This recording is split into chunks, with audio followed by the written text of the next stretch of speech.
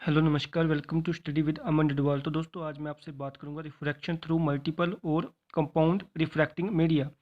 तो देखो, जो हमारा पिछला जो हमने एक टॉपिक डिस्कस किया था, उसमें मैंने आपसे डिस्कस किया था कि refraction through a glass slab. तो देखो, अब इसमें क्या होगा कि अब आपका ये वाला जो टॉपिक है, इसमें आप ऐसा समझो कि इसमें आपकी दो ग्लास स्लैब स्लैब है अभी, है ना। उसमें क्या थी, सिंगल ग्लास स्लैब थी। और देखो, अब इसमें आप ऐसा समझो कि दो ग्लास स्लैब है और उसमें लाइट रिफ्रैक्ट हो रही है ना। और देखो, ये जो दोनों ग्लास स्लैब है, इनका जो रिफ्रैक्टिव इंडेक्स है वो अलग अलग है। इस तरह आप समझ सकते हैं कि ये दोनों जो ग्लास स्लैब है, इनका मटेरियल अलग अलग है ना। ये मतलब अलग अलग चीज़ से बनी है। तो देखो, सबसे पहले हम डायग्राम को ही देख लेते हैं। तो देखो, आप देख सकते हैं कि देखो, ये बार हमारा जो एयर वाला मीडियम है ना, देख सकते हैं। और इसका रिफ्रैक्टिव इंडेक्स हमने माना NA। और देखो, जो आपकी फर्स्ट ग्लास स्लैब है ना, इसका जो ये वाटर से बनी है, ऐसा मान लो कि ये वाटर से बनी है, और इसका इसका जो रिफ्रैक्टिव इंडेक्स है वो NW है। और जो आपकी इससे नीचे वाली ग्लास स्लैब है ना, वो बनी है आपकी ग्लास से, है ना। और देखो, इसका जो रिफ्रैक्टिव इंडेक्स है, इसका हम ले रहे हैं NG से मान रहे हैं इसका रिफ्रैक्टिव इंडेक्स, है ना। और देखो, इसके बाद फिर से बाहर हवा है, और हवा का रिफ्रैक्टिव इंडेक्स हमने NA ही माना है, वो आपको पता है। तो देखो, हो क्या रहा है कि देखो, ये सबसे पहले रे आ रही है आपकी AO, और देखो ये इस पॉइंट पे रिफ्रैक्शन फेस कर रही है ना।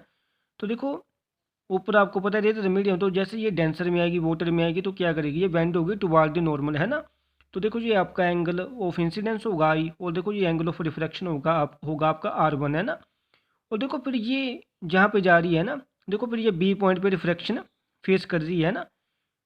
समझ रहे हो मेरी बात। तो देखो, ये B पॉइंट पे फिर ये एक रिफ्रैक्शन फेस कर रही है दोबारा से। और देखो, फिर से ये बेंड हो रही है टुवार्ड दी नॉर्मल। तो देखो, ये वाटर था, ये ग्लास था, है ना। तो आपको पता है कि जो ग्लास होता है, जब वो ज़्यादा डेंसर होता है वाटर से, इस वजह से ये बेंड हो रही है टुवार्ड दी नॉर्मल। तो देखो, हो क्या रहा है यहाँ पे। देखो, यहाँ पे जो आपका एंगल बन रहा है ना, देखो ये वाला एंगल आपका यहाँ पे रिफ्लेक्शन वाला बना था ना, R1। तो देखो, इसको भी हम R1 नहीं मान रहे हैं, क्योंकि देखो, एक तरह से ये अल्टरनेट इंटीरियर एंगल है। अगर आपको ढंग से नहीं दिख रहा तो आप इसको देख सकते हैं कि देखो, ये वाला आपका एंगल R1 है ना। तो देखो, इस केस में देखो, है तो ये एंगल ऑफ इंसिडेंस ये B पॉइंट के लिए, ये भी लेकिन R1 है, क्योंकि देखो, ये आप देख रहे हैं, ये जेड बन रहा है इस तरह से, है ना। जेड बन रहा है ये, है ना। तो देखो, जेड बन रहा है, तो ये देखो, ये दोनों एंगल भी क्या है, सिमिलर है। लेकिन देखो, ये तो एंगल ऑफ रिफ्रैक्शन है, लेकिन देखो B पॉइंट पे ये एंगल ऑफ इंसिडेंस की तरह बिहेव कर रहा है, मतलब एंगल ऑफ इंसिडेंस है। और देखो, इस केस में भी देखो, यहाँ पे R2 क्या है, एंगल ऑफ रिफ्रैक्शन है। लेकिन देखो, जहाँ पे भी ये दोनों मतलब एंगल बराबर है, तो जब लाइट ग्लास से बाहर जाएगी ना, तो देखो R2 उस केस में मतलब एक इंसिडेंट एंगल की तरह बिहेव करेगा, मतलब ये इंसिडेंट एंगल ही है यहाँ पे, है ना। और देखो, फिर लाइट बाहर निकल रही है, और देखो, ये आपका आई है जी, एंगल ऑफ इमरजेंस है। देखो, हमने जो पिछली वीडियो थी उसमें हमने प्रूव किया था कि जो आपका एंगल ऑफ इंसिडेंस होता है, तो वो एंगल ऑफ इमरजेंस के बराबर होता है। तो देखो, इस वजह से इसको आई लिया है, क्योंकि देखो, हमने पिछली वीडियो देखी थी कि जो रे होती है वो अपने से पैरेलल शिफ्ट होती है। और देखो, जो एंगल ऑफ इमरजेंस होता है वो एंगल ऑफ इंसिडेंस के बराबर होता है। तो देखो, ये थी थोड़ी सी कहानी डायग्राम के बारे में। तो देखो, अब हम आगे बात करते हैं। तो देखो, सबसे पहले क्या बोला जा रहा है कि consider a multiple slabs made of two media. बोल रहे हैं कि देखो, यही है कि दो स्लैब लिए हैं। तो देखो, दो स्लैब लिए हैं, और एक क्या बोल रहे हैं कि एक बोले वाटर से बनी है और एक ग्लास से बनी है, ठीक है। और बोले कि इन दोनों को मतलब एक दूसरे के पैरेलल रखा गया है ना। देखो, ये एक स्लैब है, ये दूसरी, बिल्कुल मतलब इनको एक दूसरे के पैरेलल रखा गया, कि जैसा कि आप फिगर में देख सकते हैं। फिर देखो, आगे बोल रहे हैं कि the incident ray of light AO travelling in the air strike the slab 1 at point O। तो देखो, बोल रहे हैं कि जो हवा में एक रे ऑफ लाइट थी ना, वो ट्रैवल कर रही थी। तो बोल रहे हैं कि वो फर्स्ट वाली स्लैब है ना, जो वाटर से बनी है, वो उसको स्ट्राइक कर रही है पॉइंट O पे, है ना। तो देखो, ऐसा ही हो रहा है यहाँ पे, है ना। फिर बोल रहे हैं कि after refraction in water the रे vents towards the normal and travel along OB such that R1 is the angle of refraction. तो देखो, यही बात बोली जा रही है कि आफ्टर, देखो जहाँ पे इसने रिफ्रैक्शन फेस की ना, फिर देखो रे कैसे चली गई, OB के अलोंग चली गई, है ना। और देखो, जो R1 बना आपका, ये एंगल ऑफ रिफ्रैक्शन बना आपका, आप देख सकते हैं ध्यान से। तो देखो, हुआ क्या, देखो लाइट एयर से आई ना, एयर से आई लाइट वाटर में, है ना। तो देखो अगर हम यहाँ पे स्नेल्स लॉ लगाएंगे तो आप देख सकते हैं कि देखो देखो यहाँ से देखो एयर से लाइट आ रही है ना वाटर में, तो देखो एयर का रिफ्रैक्टिव इंडेक्स एन है और वाटर का एन डब्ल्यू है। तो देखो आपको पता है स्नेल्स लॉ कैसे लगाते हैं, है ना। तो देखो इसका हम रिफ्रैक्टिव इंडेक्स लेंगे, इसका एंगल ले लेंगे, इसका रिफ्रैक्टिव इंडेक्स लेंगे और इसका एंगल ले लेंगे, है ना, जो भी बना था एंगल ऑफ रिफ्रैक्शन। तो देखो ऐसे हम स्नेल्स लॉ लगा सकते हैं इस पर। तो देखो क्या होता है आगे।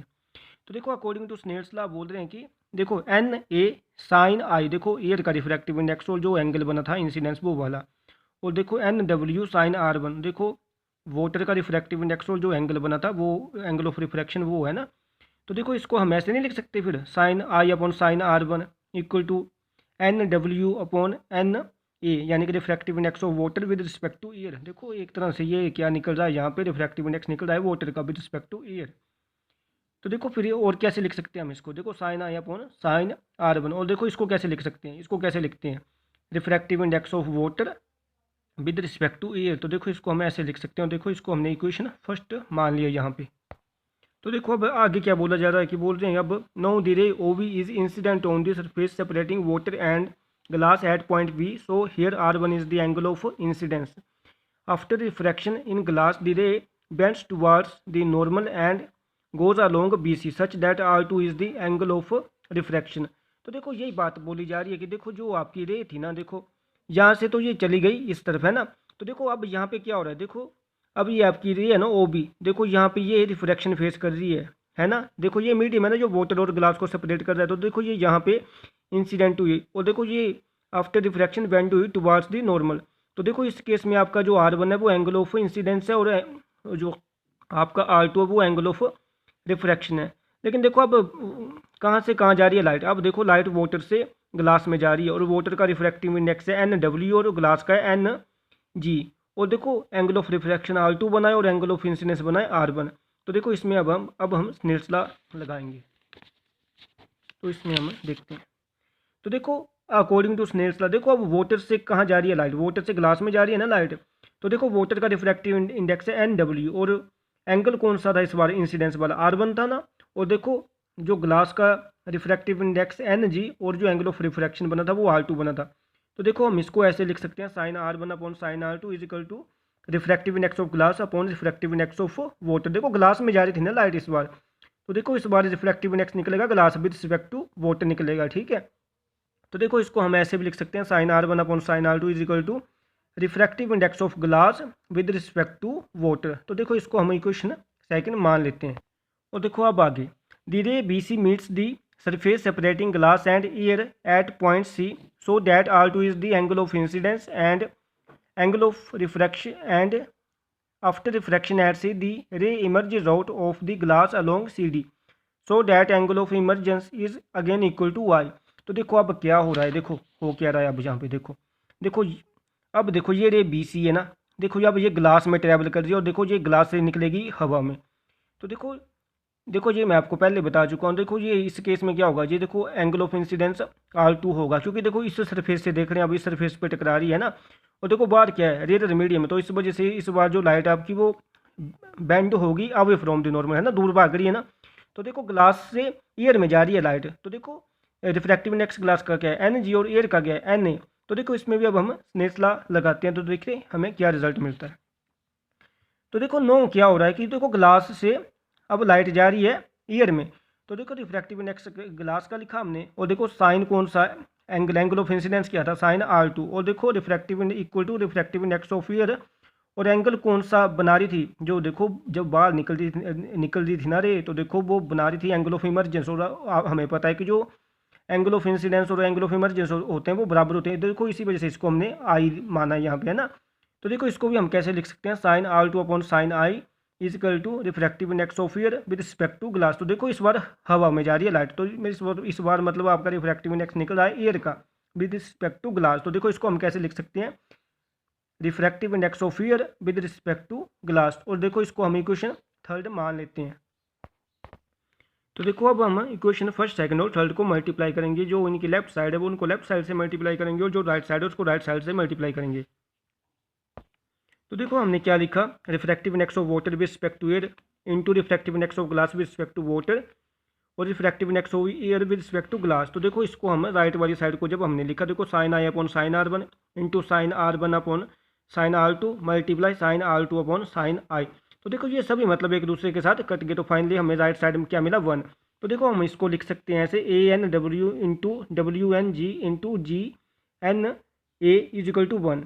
तो देखो इसको हमने फिर और कैसे लिखा, देखो हमने लिखा इसको refractive index of water with respect to air, refractive index of glass with respect to water equal to, देखो इसको हम इस साइड ले गए 1 के नीचे, है ना। देखो refractive index of air with respect to glass को हम राइट साइड नीचे ले गए, है ना। और देखो आपको पता है जो principle of reversibility of light होता है, उसके अकॉर्डिंग हम क्या लिख सकते हैं, हम 1 अपॉन जी एन ए को हम ऐसे नहीं लिख सकते, ए एन जी, है ना। देखो ये principle of reversibility of light से आता है ना। तो देखो इसको हम ऐसे लिख सकते हैं। तो देखो क्या मिल रहा है हमें यहाँ से, A N W multiply W N G is equal to A N G. देखो ये यहाँ से आ रहा है ना, देख सकते हैं आप। तो देखो इसको हम और कैसे लिख सकते हैं, refractive index of glass with respect to water is equal to refractive index of glass with respect to air upon refractive index of water with respect to air. तो देखो हो क्या रहा है, देखो इस जो भी हमने ये एक्सप्रेशन किया, देखो इससे हमें क्या रिजल्ट मिल रहा है फाइनल में, कि देखो जो 2 ग्लास स्लैब है ना, तो देखो एक वाटर से बनी है और एक ग्लास से बनी है। तो देखो हम उन दोनों के रिफ्रैक्टिव इंडेक्स को कंपेयर कर सकते हैं। तो देखो हमने यहाँ पे रिफ्रैक्टिव इंडेक्स निकाल लिया ग्लास का विद रिस्पेक्ट टू वाटर, यानी कि जो दोनों स्लैब थी हम उन दोनों का रिफ्रैक्टिव इंडेक्स निकाल लिया कंपेयर करके, यानी कि हम उन दोनों का रिलेटिव रिफ्रैक्टिव इंडेक्स निकाल लिया इस प्रिंसिपल की हेल्प से। तो देखो अब आपसे मैं एक न्यूमेरिकल डिस्कस करूँगा। तो देखो हमारा क्वेश्चन क्या है, बोल रहे हैं कि if refractive index of glass with respect to year is 3/2 and refractive index of water with respect to year is 4/3। तो देखो हमें रिफ्रैक्टिव इंडेक्स दिया हुआ है ना ग्लास का, विद रिस्पेक्ट टू ईयर दिया हुआ है, और देखो रिफ्रैक्टिव इंडेक्स किसका दिया हुआ है, वाटर का विद रिस्पेक्ट टू ईयर। तो बोल रहे हैं कि find refractive index of glass with respect to water. तो देखो ईयर के रिस्पेक्ट में तो दोनों का दिया हुआ है, लेकिन बोल रहे हैं कि एक दूसरे का निकालो एक दूसरे के रिस्पेक्ट में, है ना। जैसे कि find refractive index of glass with respect to water. तो देखो हमें क्या दिया हुआ, हमें दिया हुआ refractive index of glass with respect to air, वो दिया हुआ हमें 3/2। और देखो हमें दिया हुआ refractive index of water with respect to air, वो भी दिया हुआ है 4/3।